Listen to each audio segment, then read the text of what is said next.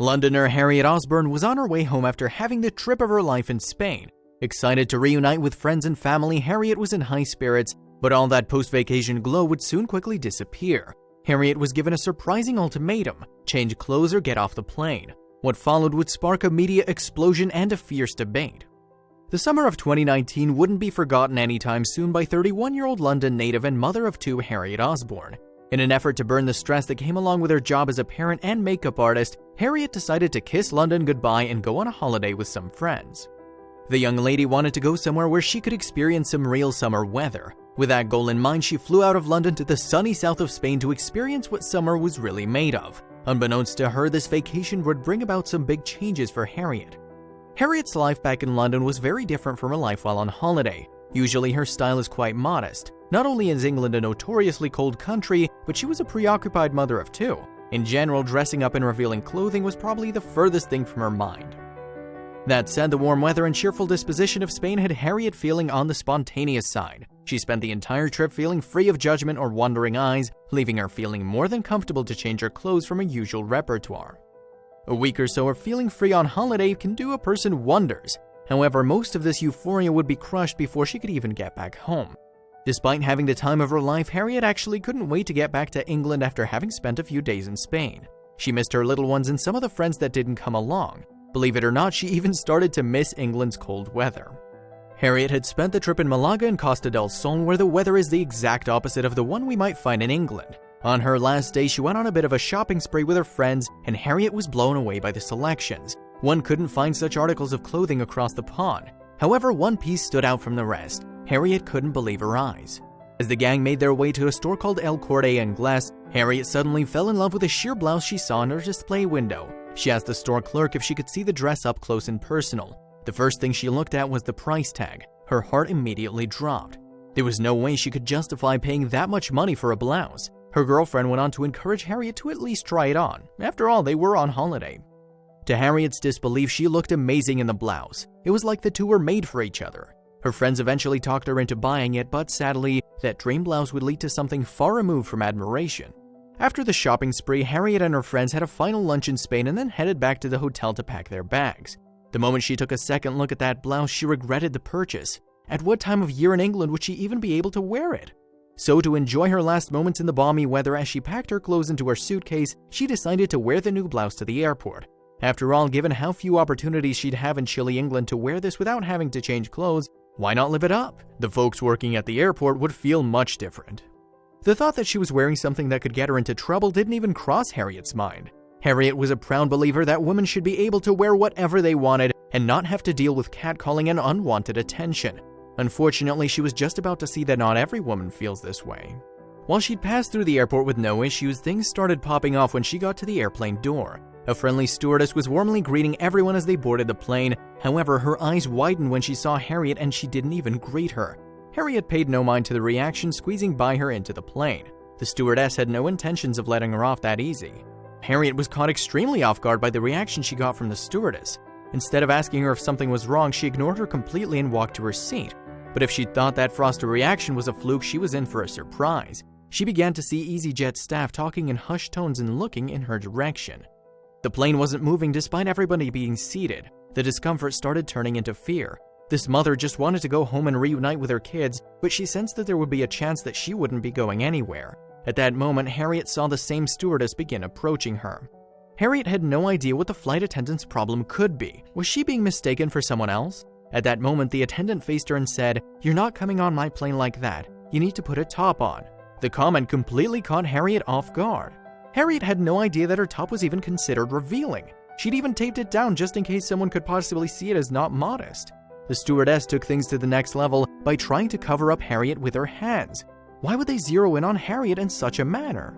Harriet demanded to know why she was being singled out. The stewardess then shot back that there had been multiple complaints concerning the blouse being too revealing.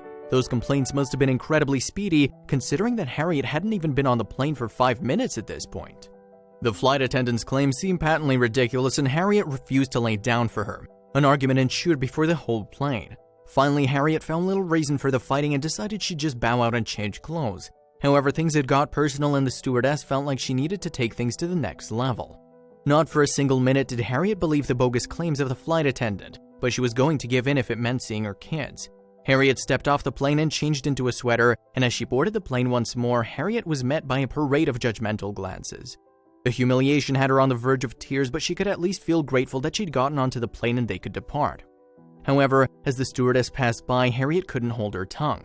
She lashed out at her and told her that her treatment made her feel cheap and humiliated. The stewardess gave no immediate response but rushed to her co-workers. As the crew began to talk in hushed tones again, Harriet sunk into her seat. She'd already acceded to change clothes. What more could they want from her? The same flight attendant returned to Harriet, this time with a far different demand: that Harriet get off the plane entirely. Harriet couldn't believe what she was hearing. This didn't mean just getting kicked off of the plane and catching the next one. She had nowhere to sleep for the night and had wasted money on a plane ticket that she wouldn't be able to use. As the plane took off into the sky without her, she had no idea what she would do.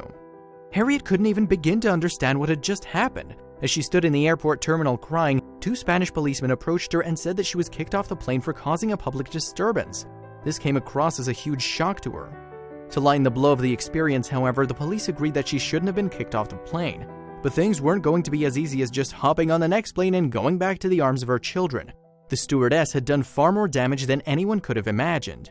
What made the matter so much worse was that it was the last flight to London for the day, which meant Harriet wouldn't get to see her kids who were at home at the very moment awaiting her arrival. However, that was only the tip of the iceberg. Harriet was going to be in for a very uncomfortable night. Due to her shopping spree and needing to buy a plane ticket to London, Harriet didn't have enough funds to stay in a hotel room. This meant sleeping on the floor at a terminal. When she got onto a plane next day, she made sure to cover up everything. However, she wasn't about to forget what happened to her. If everything went as planned, everyone would be hearing about her experience. Once she landed in London, Harriet picked up her phone and called a slew of media companies in the country. They were quick to want to interview her and get all the grim details of her trip home, and it wasn't long before all of England was talking about Harriet's appalling treatment on that EasyJet flight. The news quickly went from national to international and then viral. Pretty soon, Harriet's story was a worldwide sensation and everyone had an opinion about her situation. Some people stood in Harriet's corner and others sided with a strict stewardess. While many would expect EasyJet to fold up, give her a refund, and apologize after getting the bad press, they did the complete opposite. EasyJet had no regret about kicking Harriet off the plane. When the story was covered by Fox News, the airline left a statement that said the following: "We can confirm that a passenger traveling from Malaga to Stansted on 23rd of June was unable to travel due to behaving disruptively." The statement further said, following concerns about her clothing, the crew politely requested that the customer wear an additional top for the flight, which the customer agreed to. However, she then proceeded to act disruptively towards a member of our crew. Our cabin and ground crew are trained to assess all situations and to act quickly and appropriately. We do not tolerate abusive or threatening behavior towards our staff. Much like Harriet Osborne, Madeline Schieffer had a similar experience, but in a water park. If anyone could have caught a glimpse of Odessa, Missouri native Madeline Schieffer's life in the early 2000s, they would have said she was living the ideal. She had a good job, 2 kids, and the personal drive to give them the kind of life every child deserves. However, one day in 2005, life sideswiped this young mom. It didn't come in the form of a disease or a car accident. Rather, her life changed as the result of something very basic that anyone might do. As Madeline was going through her nightly routine, something suddenly occurred that would shatter her reality and leave her in a position she'd never dreamed could happen. Before the water park incident, Madeline experienced several blows, which in turn made the incident even worse. One night, Madeline prepared her evening shower, and getting in proved to be quite the challenge for the mother. She made one false move and ended up keeling over, slipping into the hard surface of the tub. While slipping in the shower, as happened to everyone here and there, the way Madeline fell was particularly bad. As Madeline attempted to lift herself up from the tub, she discovered to her horror that she was unable to get up. She called for help, an ambulance arrived, and the paramedics began to assess the situation. As it turns out, as a result of her fall, Madeline had slipped disc in her back and needed medical attention. At that moment, the pain was too intense to bear, and she made a split decision that many would find bizarre. Suffering from too much pain and fearing what moving from the tub to the stretcher would feel like, Madeline decided to remain there. 24 hours soon turned into 48 hours, which eventually turned into 72. Madeline Schieffer ended up lying in that tub for 3 days, and during the time that she was stuck there, she did a lot of thinking. She replayed the moment of her fall in her mind over and over, and she thought about the challenge she'd felt just walking into that tub. It wasn't normal, let alone ideal, to have struggled over such a simple and basic function. Amid the serenity of her bathroom, she made a tough decision regarding her future. While on the quest to provide and care for her children, Madeline had neglected to care for herself. She weighed in at almost 300 pounds and felt awful. She knew she had to make some changes, but it was far from something that could happen overnight. During an interview about the consequences of her fall, she stated, "That should have been the first sign for me that I needed to lose weight, but it took me another year before I made the decision to do something." That said, when she did do something, she discovered something in herself that made the biggest difference.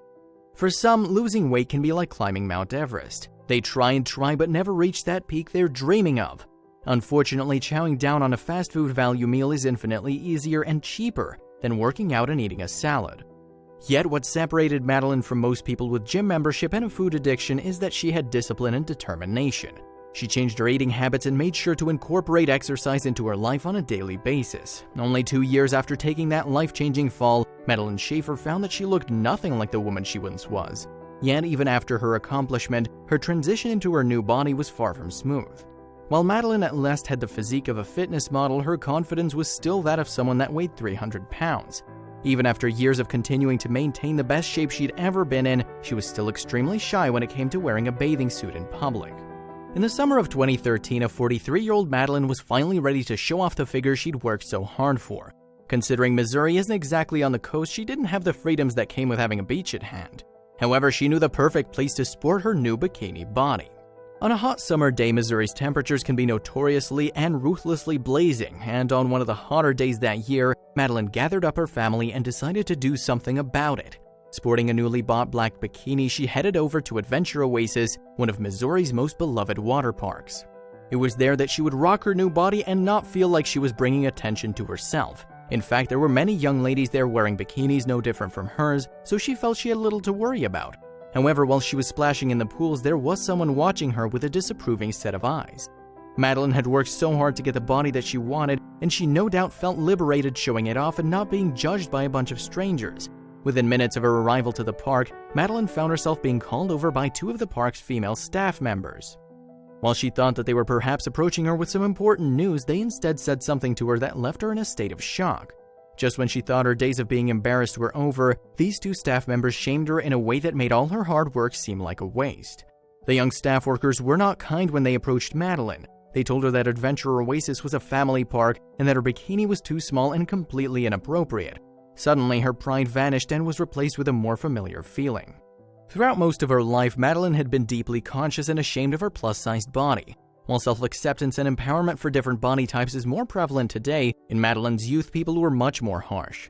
Those 2 staff members brought those old feelings of shame and embarrassment surging back to Madeline. However, as she looked around the park, she realized that something was wrong with the situation.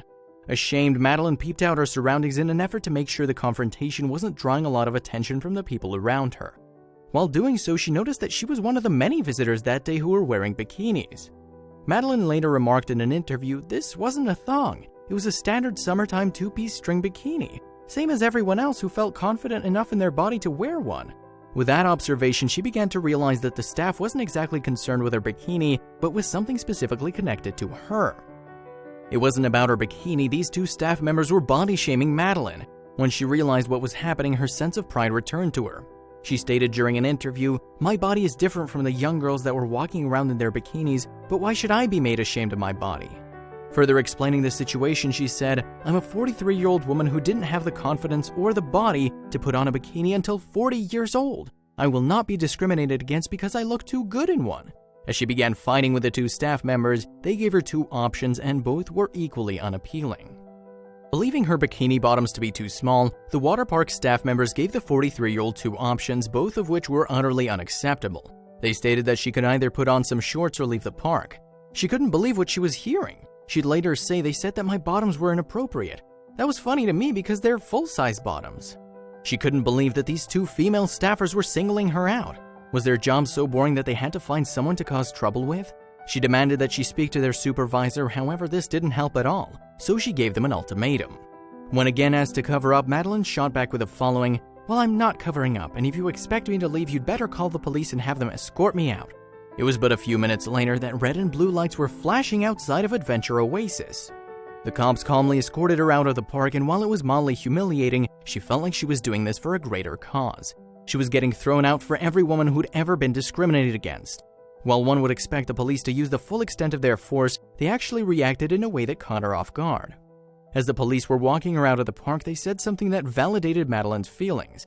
They said that they disagreed with the staff park members, but that they had to do their job. According to Madeline, they told her the following: "We can't actually say anything," they said as we walked outside, "but I hope from the expression on our face that you can tell how we feel." While the Adventure Oasis staff members probably thought that her problem was over, they'd have another thing coming. As she was overcome with anger by what had happened, Madeline wasn't just about to brush the experience off her shoulders and move on with life. She had a plan that would put their vile behavior in the limelight for all to see. As soon as she got home, Madeline logged onto her Facebook and left a post about her humiliating experience. She explained to her audience, "I felt like it was both age and body discrimination, and I felt like I could look around me and I could see a handful of other girls half my age wearing the same size swimming suit and not being singled out and told to put on clothes or leave." People couldn't believe that the staff workers at Adventure Oasis would behave in such a manner. Madeline's post gained more and more traction and support and soon became a viral sensation on the internet. Yet that was just the beginning, as her story was about to reach people in a much higher position. The story made Madeline something of a local celebrity, and she began getting recognized by strangers. She was even soon contacted by Good Morning America as they wanted to cover her story. This would definitely be a big blow to Adventure Oasis, and she was more than happy about it. With her story hitting several news outlets, she soon had the support of the world standing behind her. She proudly wrote on her Facebook, "In addition to other countries already mentioned, I've now heard from Greece, China, Hong Kong, and received over 500 beautiful letters from Brazil. I've been wanting to see the world, and now the world is coming to me and sending much love." What would she do with this new platform? When it comes to what Madeline actually wants out of the situation, it has little to do with money or even access to the park. She wants change. She posted, "I stand by my grievance that I was discriminated against at Adventure Oasis Water Park, and I don't believe it should happen again." She further stated, "It is not money that is going to correct the issue, but a change in the swimming park's appropriate swimming attire policy, and also an improvement involving better education and orientation of their park management." With that said, where is Madeline all these years later? It looks like the incident at Adventure Oasis was the final straw for Madeline. It was only weeks after the occurrence that she packed up her bags and moved to Hawaii. There she could enjoy the beach at her leisure and have plenty of opportunities to feel comfortable in her own skin. She's gone on to state, "I do love the Midwest. I've been a Missouri girl all my life, but there's a sort of oppression there that you don't find in a lot of parts of the world. To be kicked out of a water park for wearing a swimming suit, that is sort of a Midwestern thing. That's not going to happen in Hawaii." While most might think that Madeline's situation was unique, sadly, a young lady named Yvette Harvey Salter found herself in a similar situation. On the other side of the globe in Auckland, New Zealand, aspiring singer Yvette Harvey Salter had no idea she'd be breaking news when she went on one of her routine visits to the Albany Stadium pool. She and her boyfriend had been going 3 times a week for the past 2 years. The staff had always been quite accommodating and polite, and Yvette never once got the notion that she was on anyone's bad side. Yet her sense of comfort at the pool would soon be tarnished. Someone didn't like what they were seeing, and they were about to make things inexplicably and unjustifiably difficult for her. While Yvette was using the sauna and spa, one of the lifeguards on duty approached her. Usually, Yvette expected nothing but pleasantries from the staff, but this lifeguard was wearing an expression of startling severity. She asked her if the two of them could speak in private. A lighthearted day at the pool suddenly took a very dark turn. Seeing as this lifeguard had asked her to accompany her in a solemn tone, it was very clear that something bad had happened, or was about to. As they walked into the guard's back office, a bomb was dropped on Yvette that absolutely crushed her spirit. She couldn't believe what she was being told. The lifeguard informed Yvette that there had been many complaints about her. It was shocking to hear, as she couldn't imagine what she had done to deserve any legitimate complaints. She'd been merely using the spa and sauna and minding her own business. It was soon revealed that it all came down to the 26-year-old's bikini. The bikini she'd been wearing that day wasn't anything too revealing. It was a black glass-on bikini, and in fact, it was rather tame for a two-piece. The lifeguard asked Yvette if she had any other swimwear at home. Yvette couldn't believe her ears. The first question was who had tried to call the lifeguard's attention to the swimsuit in the first place and why. During an interview about the incident, Yvette explained why she'd been singled out. "It's not a rule at Albany State Pool, but all these moms have complained." When Yvette tried telling the lifeguard that there wasn't a rule regulating her swimsuit, it was clear that this lifeguard simply wasn't going to listen to reason. Yvette recalled she pretty much didn't take up a bar of it, and she said, "Well, you gotta wrap up. You've gotta put a towel around you if you're wanting to walk around wearing that bikini." Naturally, Yvette felt disgusted and outraged that the lifeguard would make such a horrible request. Yvette later explained that they weren't just asking her to change her swimwear, but doing something much worse. In her own words, Yvette said, "It just felt like body shaming, really. I'm really hurt by it. Small swimwear was nothing new in the Albany Stadium pool. On more than a dozen occasions, Yvette had seen men wearing Speedos, and never once did anyone complain. It quickly became quite clear to her why she was being singled out. She wouldn't be discriminated against and leave quietly. Yvette went directly to the front desk, where she was not only giving them a piece of her mind but asked to be refunded. The ladies at the front desk, however, wouldn't approach the matter with class or respect. What they did took the offense to a whole new level. Getting the refund quickly and easily would have been too much to ask for. Opting for the immature way to handle things, the staff workers at the front desk decided to giggle and tease Yvette about the situation. They also took their sweet time processing the refund. When she left, she didn't hesitate to let them know that they just lost a very loyal customer. Yvette went on to share her story on social media, and it didn't take long for it to explode and go viral. It quickly went from being a popular internet story to capturing international news headlines. While some actually agreed with what had happened to Yvette, most were just as upset about it as her. The heightened attention led to the pool making a public apology. Auckland's council head of recreation Rob McGee expressed that he was very disappointed with how Yvette was treated by the staff at the Albany Stadium pool. He said, "On behalf of the lifeguard who spoke to the customer and the team at Albany, I'd like to offer a sincere apology to the customer." He went on to say, "We're sorry she was made to feel uncomfortable, and the lifeguard who passed on the feedback from other pool users now realizes this wasn't the right thing to do."